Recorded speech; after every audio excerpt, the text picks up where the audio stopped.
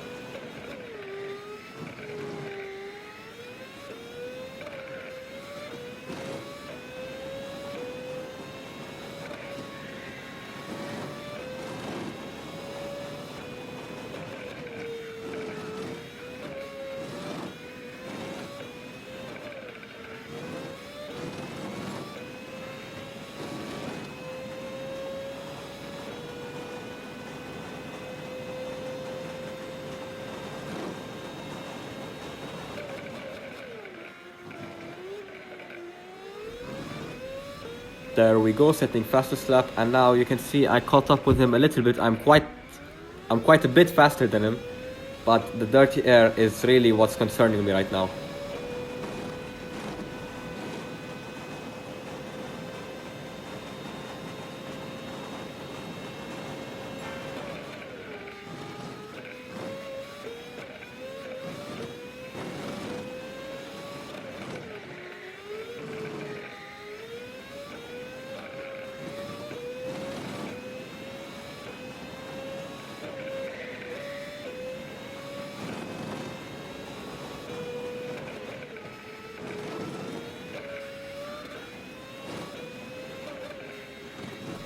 Just making a small tiny mistake here that loses me maybe 0.8, 0.9 of a second by the end of the straight, which is not good, but I know I'm faster than him and I will catch him again.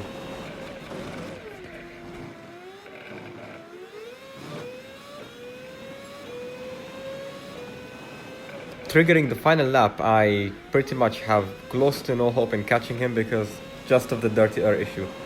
Really big issue. You cannot really get closer to him on the corners, and when you're on the straight, you mess up your exit, you pretty much have zero chance of catching him. But yeah, here I go trying, but you can see I cannot get quite close enough to be in the slipstream on the straights.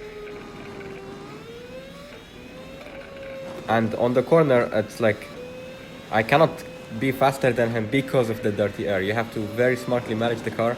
And I am following the fastest possible line, but the dirty air is not giving it to me. Trying to like weave away just a little bit away from the dirty air to pick up a bit of clean air, but it won't happen without completely screwing my lineup. And here we go, we're in the final sector. No hope of catching him, he's quite far ahead. Just tiny bit faster, but I'm not close enough for the slipstream to have good effect. And here we go, we're on the final chicane, final 2 corners. Make a tiny bit of a mistake. Could have spun it around and the Spanish dude could have overtook me, but I recover and keep it nice and clean. Finishing P2, given that I started from all the way in P8, that's a good result, but not enough to satisfy me.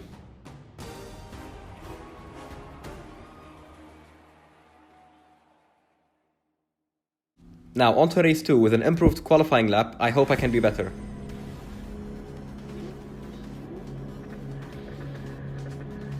Starting P2 pretty much on the tail of a Portuguese driver, I will give him zero breathing space from the beginning to pretty much ensure he stays in my dirty air once I overtake him.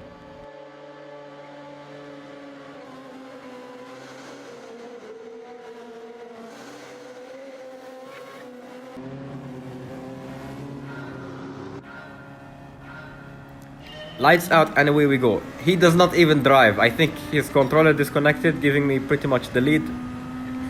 I did not have to do anything here, I just take off and fly away. And you can see the British driver is pretty much in my slipstream. I will not try to weave around because then he will counter weave and pretty much stay on my tail. It's pretty much useless. Now going into Eau Rouge, he's pretty much very much behind me on my tail, trying to push me as hard as possible, but I'll keep a nice cold head. I won't get too happy with myself because in order to win, first you have to finish. This is not a win unless I finish, even though I'm already in P1. Big mistake many rookie drivers do, or beginner drivers. They just get in P1 and then they get very nervous. They think, oh, they already won, so they kind of like throw it away. Or they get very nervous and then they make big mistake. And they're like, oh, at least I was in P1. But really, that is nothing. You are in P1 for maybe half a lap. That is nothing. And you can see I'm already increasing the gap, building a cushion just to make sure if I make a mistake, I won't get caught up with other drivers behind. You know, you can never be sure with racing, especially in GT7. The wind can change sometimes, and especially in high downforce cars, it can catch you in the high-speed section. Now you can see he's trying to catch up with me, and he's quite similar pace to me. But the slipstream, again, is not allowing him to get closer. He has to be quite faster than me in order to overtake me.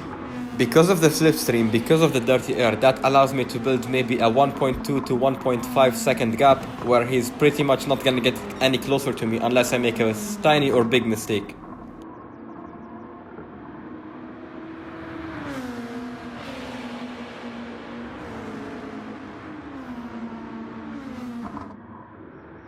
And you can see the entire field is basically separated by 1.2, 1.5 seconds between each driver. In Formula 1, they fixed this solution by adding DRS, but here there is no DRS, so basically I'm pretty much safe. Unless he's a little smart with the positioning and then he gets a much better exit than mine, but what I'm doing is making sure that every single exit is way better than what they can do, so they cannot get any closer.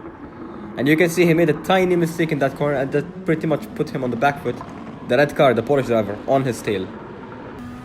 Which then gives me a very comfortable 2.1 second lead, and pretty much my race is almost over, unless I make big mistake, unless I do the big funny. What in the world is Mattia Binotto doing? Ruining your race, but in Italian. What? Yes. But you're not Ferrari boss anymore. You didn't have to put salt on the wound. Just let me drive, mate.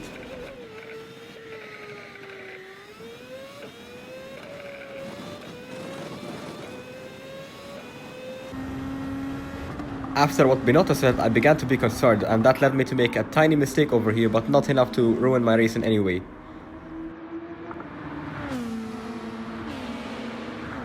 This brings the British driver back on my tail, while not close enough to be any threat, and the slipstream will again push him back.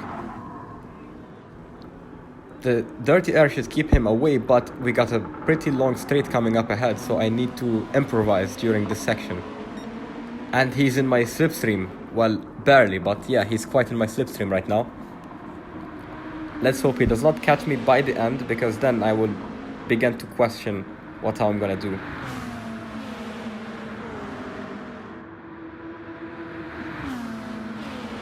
He doesn't seem to be close enough to make a threat on me in the chicane coming up at the end of the straight.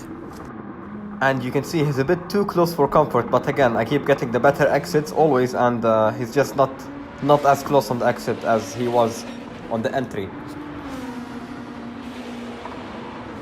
Now the exit on this corner is very crucial because it sets you up on the very, very long straight, and then Eau Rouge, Radillon, and the Camel Straight. And I quite messed it up. I don't mess it up too bad, but that compromised my exit a little bit, which was quite significantly better than his, but now it's almost as equal than him. The important part is that he stays in my slipstream and he cannot catch me he cannot catch me at all, actually.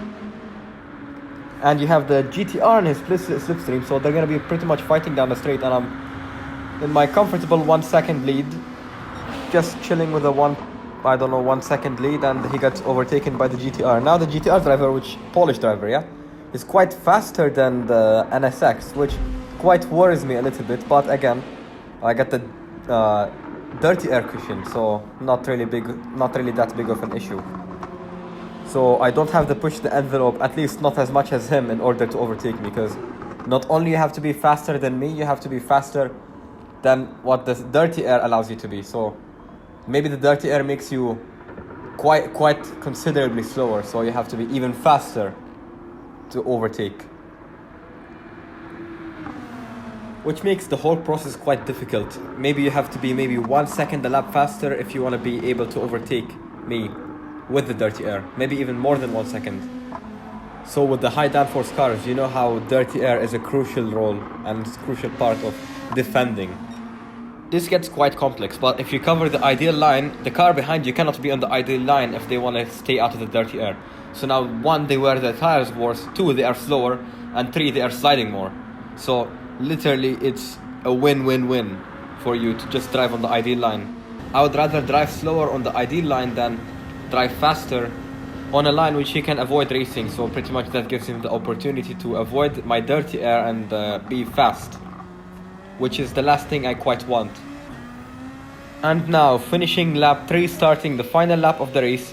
2 minutes, 0.8, not the fastest lap of the race, but I'm in first place, so who cares? I want to set the fastest lap to just get the satisfaction that comes with being on the fastest lap. So like you get 3 stars actually. The first star is you win the race, second star is fastest lap, and third star is clean race. Well, clean race is pretty much impossible if you're in any lobby that's below Sportsmanship S. Even in Sportsmanship S lobbies, it's quite hard to get a clean race. Because in order for you to have a clean race, you need to have 0 contact with any drivers, like any form of contact. The slightest touch will make it an unclean race, which is pretty difficult. And I think also if you get a penalty, that also gives you an unclean race. And that's why many people don't even try to get the clean race bonus, which is like a 50% bonus, but for me, I'd rather win than have a clean race bonus. And again, a bit of contact, everyone knows rubbing is racing, a bit of contact is mandatory to be the best. Now coming into the bus stop chicane, I take the first corner and the second corner. Here I am on the exit. This is basically it. This is what I've been waiting for this entire time. Finally, I get my win on Spa in the GT2 cars.